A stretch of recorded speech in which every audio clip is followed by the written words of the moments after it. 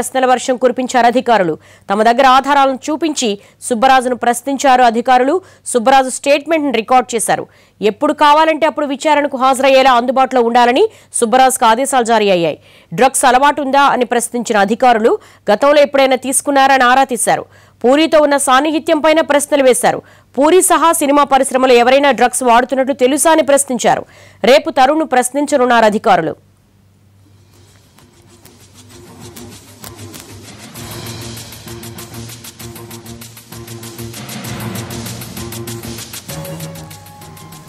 సుబ్బరాజు విచారణ చివర్లో ఎక్సైజ్ కార్యాలయానికి చేరుకున్న excise and enforcement chief Akun Sabharwal drugs case విచారణలో భాగంగా సుబ్బరాజు ఏం చెప్పారు, కొత్త క్లూస్ ఏమిచ్చారు అన్న వివరాలని తెలుసుకున్నట్లుగా తెలుస్తోంది.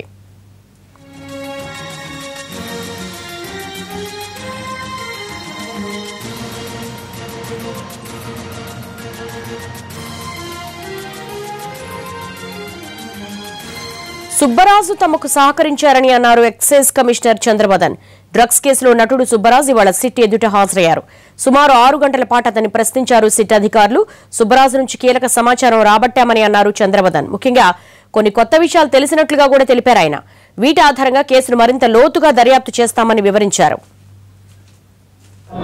విచారణ సాగుతుంది. మరి ఇవాళ విచారణలో కూడా సుబ్బరాజు గారు మాతో బాగానే కోఆపరేట్ చేశారు. మరి ఆ ఎంక్వైరీ ఇంకా సాగుతుంది. నేను అనుకుంటాను ఇవాళ కొన్ని ఇంపార్టెంట్ లీడ్స్ కూడా వచ్చే అవకాశం ఉంది. వాటి పూర్తి వివరాలు నేను వెల్లడించలేను. ఏదైనప్పటికీ నోటీస్ అందుకున్న వాళ్ళందరూ కూడా సిట్ అధికారులతో వారు అడిగిన ప్రశ్నలకి సమాధానాలు వాళ్ళు ఇస్తూనే ఉన్నారు. మరి సుబ్బరాజు విచారణకు సంబంధించి తాజా అప్డేట్స్ మా ప్రతినిధి రమేష్ వైట్లను అడిగి తెలుసుకుందాం. రమేష్, దాదాపు 6 గంటల పాటు సాగిన విచారణలో ఏమన్నా కొత్త విషయాలు బయటకు వచ్చాయా? సిట్ ఏమని ప్రశ్నించింది?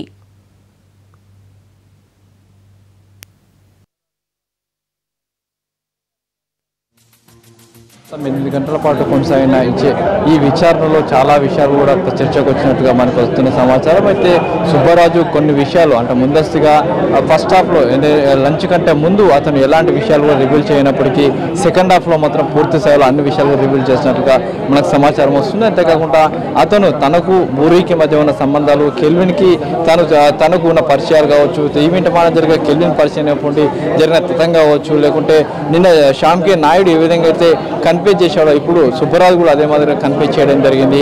ముఖ్యంగా చూసినట్లయితే పూరి జగన్నాథ్, ప్రముఖంగా ఉన్న పూరి జగన్నాథ్ తన కోసం అని చెప్పి వాడేసుకున్న డ్రగ్స్ మొత్తం కూడా ఇతను వీళ్ళ ద్వారా తెప్పించుకున్నట్లు కొన్ని అంశాలు కూడా రావడం జరిగింది. దీంట్లో ప్రధానంగా చూసినట్లయితే నిన్న శ్యామ్కే నాయుడు ఎలాంటి స్టేట్మెంట్ ఇచ్చాడో సుబ్బరాజు కూడా అదే మాదిరిగా అలాంటి స్టేట్మెంట్లు ఇచ్చినట్టుగా మనకు సమాచారం వస్తుంది.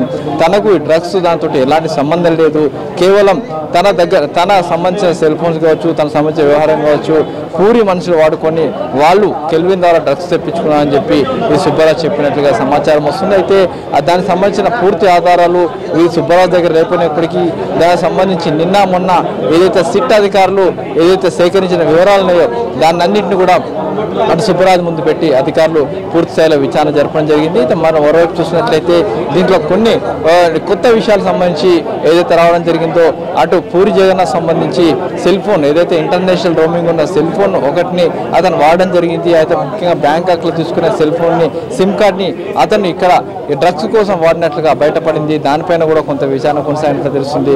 అయితే సుబ్బరాజు సంబంధించి చూసినట్లయితే నటుడుగా అతను ఎదుగుతున్న దశల నుంచి కూడా పూరికి తనకు పరిచయం ఉంది. అదే సమయంలో కెల్విన్తో కూడా పరిచయం ఉంది. కెల్విన్ని ఒక ఈవెంట్ మేనేజర్గా పూరియే పరిచయం చేశారు. ఆ సమయంలో మా ఇద్దరం కూడా చాలాసార్లు ఈవెంట్ల కోసం కూడా తాము మాట్లాడుకోవడం జరిగింది. కొన్ని చిన్న ఈవెంట్లని తాము నిర్వహించినప్పుడు అటు కెల్విన్తో తర్వాత బెన్తో కలిసి ఈవెంట్లు నిర్వహించాము కాబట్టి అప్పుడు పరిచయాలు ఉన్నాయని చెప్పడం జరిగింది. అయితే ఈ డ్రగ్స్ సంబంధించి తనకు పూర్తి స్థాయిలో ఇంకా సమాచారం లేదు అని చెప్పి బస్ స్టాప్లో చెప్పే ప్రయత్నం చేసినప్పటికీ అధికారులు తమ దగ్గర ఉన్న పూర్తి ఆధారాలు ముందు పెట్టినప్పుడు కొన్ని విషయాలు రివీల్ చేసినట్టుగా మన సమాచారం వస్తుంది. అయితే మరి కాసేపట్లో దీనికి సంబంధించి పూర్తి స్థాయిలో ఎన్ఫోర్స్మెంట్ డైరెక్టర్ అకుల్ సబర్వాల్ కూడా పూర్తి సమాచారం కూడా చెప్పబోతున్నారు. అసలు ఏం జరిగింది, ఈ 3 రోజుల విచారణలో ఏం జరిగింది, ఏముంది అనే విషయాన్ని కూడా చెప్పడానికి కూడా సిద్ధంగా ఉన్నారు. అయితే ఇప్పటివరకు చూసినట్లయితే రేపు తరుణ్ హాజరు కాబోతున్నట్లు కూడా ఇప్పటికే ఎన్ఫోర్స్మెంట్ సిట్ అధికారులు ప్రకటించున్నారు. మరోవైపు బిగ్ బాస్ షోలో ఉన్న మమేద్ ఖాన్ కూడా డైరెక్ట్ గా సిట్ కార్యాలయానికి వచ్చి విచారణకు హాజరవుతున్నారు. అంటే రమేష్ ఏ విధంగా చూడొచ్చు, గతంలో మన రిపోర్టర్ అడిగినప్పుడు కనీసం నేను ఇంగ్లీష్ మెడిసిన్ కూడా తీసుకోను అని చెప్పినటువంటి సుబ్బరాజు కెల్విన్తో గల లింకులకు సంబంధించి ఏమైనా సిట్ అధికారులు కౌంటర్ చేసినప్పుడు ఏమన్నా చెప్పాడా, దానికి సంబంధించిన ఇన్ఫర్మేషన్ ఏమైనా ఉందా? సిట్ అధికారులు పూర్తిగా మాట్లాడినప్పుడు ఇవాళ ఫస్ట్ హాఫ్లో అంటే మార్నింగ్ టైంలో లంచ్ బిఫోర్ తన వ్యక్తిగతంలో సినిమా ఇండస్ట్రీ సంబంధించిన కొన్ని విషయాలు మాత్రమే అతను బిఫోర్ లంచ్ చెప్పడం జరిగింది. ఆఫ్టర్ లంచ్ మాత్రము కొన్ని విషయాలు కెల్విన్ ఏ విధంగా పరిచయం అయ్యాడు, ఎప్పుడు పరిచయం అయ్యాడు, ఎప్పటి నుంచి వీళ్ళిద్దరు ఫ్రెండ్షిప్ ఉంది అన్న విషయాలు మాత్రం ఖచ్చితంగా ఇటు సుబ్బరాజు అటు సిట్ అధికారులకు పూర్తి స్థాయిలో వివరించాడు. అయితే మరోవైపు చూసినట్లయితే ఈ సుబ్బరాజు సంబంధించి సుబ్బరాజు సెల్ ఫోన్లు నెంబర్లు పెద్ద ఎత్తున కెల్విన్ డాటా కాల్ డాటాలకు దొరకడం జరిగింది. కాబట్టి దానికి సంబంధించిన సమాచారం అయినప్పుడు తాను కెల్విన్తో మాట్లాడిన మాట వాస్తవము. అయితే దీనికి సంబంధించి కొన్ని విషయాలు ఏదైతే తాను డ్రగ్స్ తెప్పించుకోలేదని చెప్పి చాలాసార్లు బుకాయించే ప్రయత్నం చేశారు సుబ్బరాజు. అయితే కొన్ని ఆధారాలు బయట పెట్టినప్పుడు పూర్తిగా సుబ్బరాజు కూడా అడ్డంగా బుకాయిందని చెప్పవచ్చు. సుబ్బరాజు కెల్విన్కున్న పరిచయంతో ఇతను కూడా డ్రగ్స్ తెప్పించుకున్నట్లుగా కొన్ని ఆధారాలు బయటపడ్డాయి. అయితే తాను తీసుకోలేదని చెప్పి ఇతను సుబ్బరాజు చెప్తున్నాడు. అయితే డ్రగ్స్ ఎవరి కోసం తెప్పించాడు, ఎందుకోసం తెప్పించాడు, పూరి కోసమే డ్రగ్స్ తెప్పించాడా అన్న కోణంలో ప్రస్తుతానికి విచారణ జరుగుతుంది. అయితే దీనికి సంబంధించి పూర్తిగా ఆఫ్టర్నూన్ నుంచి కూడా ఇప్పటివరకు జరిగిన విచారణలో దాదాపు 3 గంటలు అత్యంత సీరియస్ జరిగిన విచారణలో మాత్రం తనకు కెల్విన్కు పరిచయం ఉంది.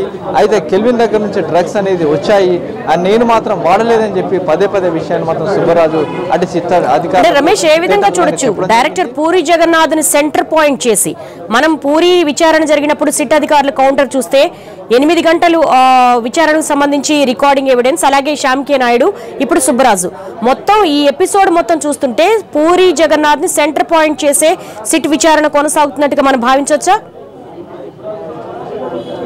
ఇది పూర్తిగా పూరి జగన్నాథ్ సెంటర్ పాయింట్గానే విచారణ కొనసాగుతుందని చెప్పొచ్చు. అంతేకాకుండా పూరి జగన్నాథ్ ఈ చిత్ర యూనిట్లో పనిచేస్తున్న వాళ్ళందరినీ కూడా ఈ డ్రగ్స్ రుచిలోకి లాగాడని చెప్పొచ్చు. ఇందుకు సంబంధించిన పూర్తి ఆధారాలు ఇప్పటికే అధికారులు సేకరించారు, అధికారులు సంపాదించారు.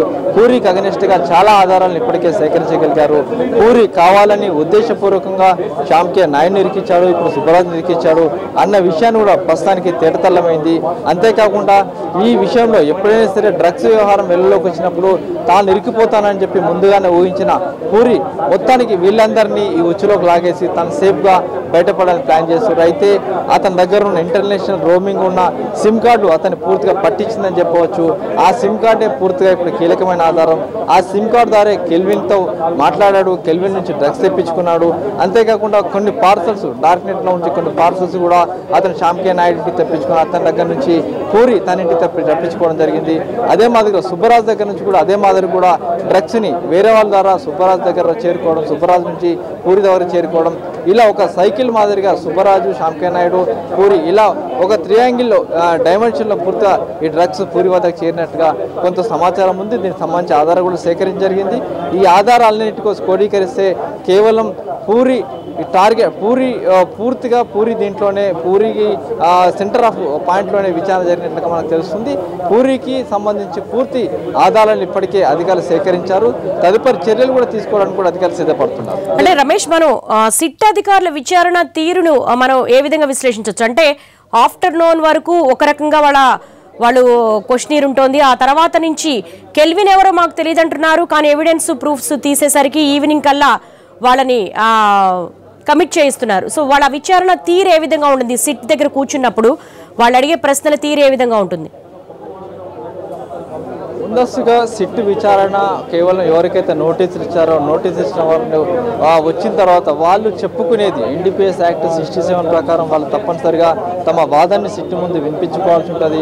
కొంత సమయం పాటు ఏదైతే వాళ్ళు వచ్చిన సుబ్బరాజు కూడా దాదాపు ఒక 30 నిమిషాల పాటు తన వాదాన్ని తన వివరాన్ని తానుకు కెన్విల్కి ఎలాంటి సంబంధం లేదు, తాను డ్రగ్స్ తీసుకోను, తాను మెడిసిన్ కూడా తీసుకోను, ఇలాంటి వాదన కూడా మొత్తం దాదాపు 30 నిమిషాల పాటు అటు సుబ్బరాజు సిట్ అధికారులకు వివరించారు. అయితే ఆ వివరణ తర్వాత సిట్ అధికారులు కొంచెం టీ బ్రేక్ ఇచ్చిన తర్వాత నుంచి విచారణ ప్రారంభమైంది. విచారణ దశలో కెల్విన్ ఎవరో తనకు తెలియదని చెప్పినప్పటికీ దీనికి సంబంధించిన కెల్విన్ కాల్ డాటాలో ఉన్న ఏదైతే నేమ్స్ ఉన్నాయో కాల్ డాటాలో ఉన్న సుబ్బరాజు సెల్ ఫోన్ నెంబర్స్ కావచ్చు, కాల్ డాటాలో వాట్సాప్ చాటింగ్ కావచ్చు, లేకపోతే టెలిగ్రామ్లో ఉన్న చాటింగ్ కావచ్చు, వీటన్నిటిని కూడా సుబ్బరాజు ముందు పెట్టి కెల్విన్కి పరిచయం లేదంటున్నారు. మరి ఈ సంగతి ఏంటి? అసలు కెల్విన్కి పరిచయం లేనప్పుడు ఈ చాటింగ్ ఎక్కడి నుంచి వచ్చింది, ఎవరు చేశారు, ఈ చాటింగ్ మీరే చేశారా, బయటి వాళ్ళు చేశారా, లేకుంటే మీ ఫోన్ని వేరే వాళ్ళు వాడతారా, ఇలాంటి పరిపరి విధాల క్వశ్చన్లతోటి అతను ఉక్కిరిబిక్కిరి చేయడం జరిగింది. ఆ ఉక్కిరిబిక్కిరి చేసిన సమయంలో కెల్విన్ నాకు తెలుసు, ఒక ఈవెంట్ ఆర్గనైజర్ తెలుసు, అతను పూరి అనే పరిచయం చేశాడు. ఇలాంటి కోణాల నుంచి అతను చివరకు కెల్విన్తో నాకు పరిచయం ఉందన్న విషయాన్ని కూడా అటు ఇతను ఒప్పుకోవడం జరిగింది. అయితే దాని తర్వాత పరిణామాల్లో అక్కడి నుంచి కెల్విన్ దగ్గర నుంచి డ్రగ్స్ ఎప్పుడు తెప్పించుకున్నావా లేదా అన్న విషయాన్ని సెకండ్ హాఫ్లో అడిగినప్పుడు అతని దగ్గర నుంచి కొంత సమాధానం రావడం జరిగింది. పూరి చెప్పినప్పుడల్లా కొన్ని పార్సల్స్ వచ్చినాయి, ఆ పార్సల్ పూరి క్యారీ చేయడం జరిగింది అని చెప్పడం జరిగింది. దీంతో పాటుగా అతను సంబంధించిన వాట్సాప్ చాటింగ్లో ఉన్న కొన్ని ఏదైతే ఇంపార్టెంట్ క్లూస్ ఉన్నాయో వాటిని కూడా ముందు రివీల్ చేసినప్పుడు దాన్ని కూడా ఒప్పుకోవడం జరిగింది.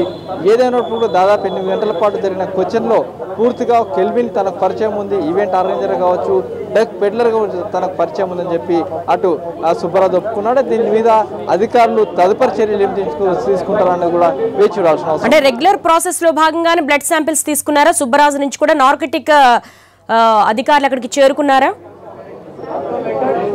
సుబ్బరాజు దగ్గర నుంచి బ్లడ్ శాంపిల్స్ ఏం తీసుకోలేదు. ఇవాళ ఉస్మానియా సంబంధించిన అధికారులు వైద్యాధికారులు ఇవాళ ఒకటికి రాలేదు.